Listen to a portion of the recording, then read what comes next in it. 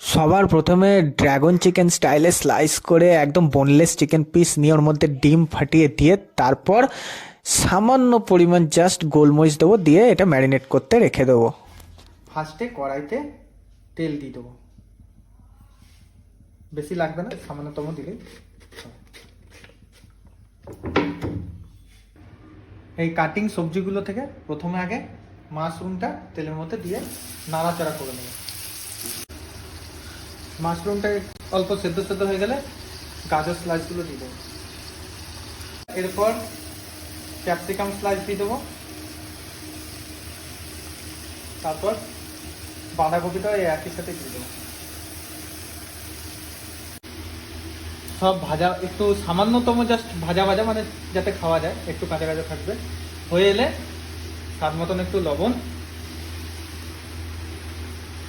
আর গোলমরিচ দিয়ে একবার নেড়ে নামিয়ে নেবে। ভাজা হয়ে গেছে। এবারে যে পাত্রটাতে তোমরা মানে সার্ভ করবে চিকেনটা, ওই পাত্রটাই রাখতে হবে, তাই জন্য একটা বড় পাত্র নিয়ে নিয়েছি। আবারও কড়াইতে তেল দিয়ে এবারে রসুন কুচিটা দিয়ে দেবো, রসুন আদা কুচি দেবো, আর যদি আপনারা ঝাল খান তাহলে লঙ্কা কুচি বেশি দেবো, আর মাছের আমরা যেহেতু ঝাল বেশি খাই না একটু লঙ্কা। তো বন্ধুরা, এবারে রসুন আর আদা কাঁচা লঙ্কাটা একটু ভাজা ভাজা হয়ে এলে তারপর হালকা সামান্য পরিমাণ জল দিয়ে দেবো, যাতে এরপরে যে সসগুলো অ্যাড করব সেগুলো যেন পুড়ে না যায়। বন্ধুরা, প্রথমে দিয়ে দেবো সয়া সস, তারপরে দিয়ে দেবো টমেটো কেচাপ, এরপরে দিয়ে দেবো চিলি সস। তৈরি হচ্ছে, এটার মধ্যে একটু চিনিও লাগবে, কিন্তু আমরা চিনি কেউ খাই না, তাই জন্য এই দুটোই সুগার ফ্রি ট্যাবলেট দিয়ে দেবো, ট্যাবলেট। তো এখন থার্ড পার্ট আমাদের লাস্টে শেষের মুখে হচ্ছে এই চিকেনটাকে কর্নফ্লাওয়ার মাখিয়ে ভালো করে ছাকা তেলে ভেজে তুলে নিতে হবে।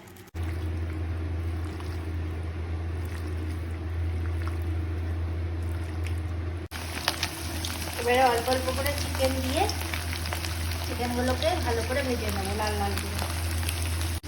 এবারে চিকেনগুলো ভাজা হয়ে গেছে, দেখতে পাচ্ছ এরকম গোল্ডেন ব্রাউন রং হয়ে গেছে। এরকম রং হয়ে গেলে সব ছেঁকে ছেঁকে তুলে নিতে হবে। তো বন্ধুরা, চিকেনগুলো ভাজা হয়ে গেলে এবারে এই চিকেনগুলোকে ধীরে ধীরে সব এই সসের মধ্যে দিয়ে দিতে হবে। সসটা যেন একটু গরম থাকে সেটা দেখতে হবে, সসটা যেন হালকা গরম থাকে, উষ্ণ গরম থাকতে থাকতে এগুলো দিয়ে একদম মিশিয়ে নিতে হবে চিকেনগুলো। তো বন্ধুরা, এবারে হচ্ছে লাস্ট স্টেপ, সেটা হচ্ছে দেখো আমি চিকেনগুলো সব সসের মধ্যে দিয়ে দিয়েছিলাম। এবারে লাস্ট স্টেপে হচ্ছে যে সবজিটা আমরা সতে করে রেখেছিলাম সেই সবজিটার মধ্যে ওপর থেকে মেঘে ঢাকা তারা বা শাক দিয়ে মাছ ঢাকা যেরকমভাবে বলে সেরকমভাবে এই চিকেনগুলোকে এর ওপরে পুরো সাজিয়ে নেব। তো তোমরা দেখতেই পাচ্ছ শাক দিয়ে মাছ ঢাকার মতো পুরো ঢেকে দিয়েছি, নিচে ভেজিসগুলো আছে যে সেটা বোঝাই যাচ্ছে না।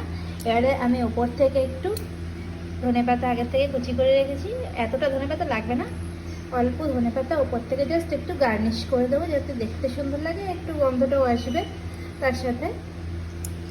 আর একটু গরম গরম ভাত নিয়ে তার সাথে শাক দিয়ে মাছ ঢাকার মতো এই রেসিপিটা একটু নিয়ে, তলা থেকে ভেজিসগুলোও আসবে কিছুটা,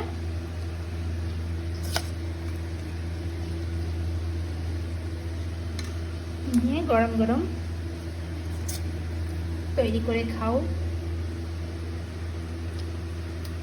এটা ভাতের সাথে থেকে বেশি এটা ফ্রাইড রাইসের সাথে বেশি ভালো লাগবে।